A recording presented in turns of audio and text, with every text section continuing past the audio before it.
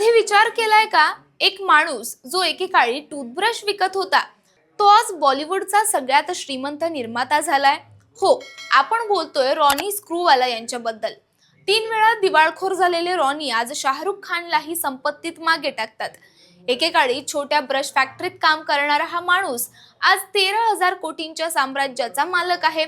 अपयशाच्या 3 मोठ्या धक्क्यांनंतर त्यांनी UTV नावाची कंपनी स्थापन केली आणि स्वदेस, रंग दे बसंती, जोधा अकबर यासारखे हिट चित्रपट दिले.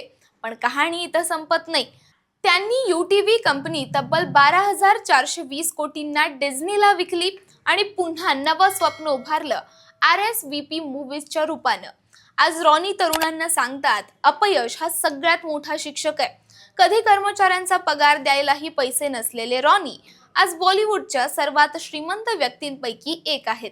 कारण ज्याच्याकडे धैर्य आणि विश्वास असतो त्याला अपयशही यशाच्या दिशेने ढकलतं.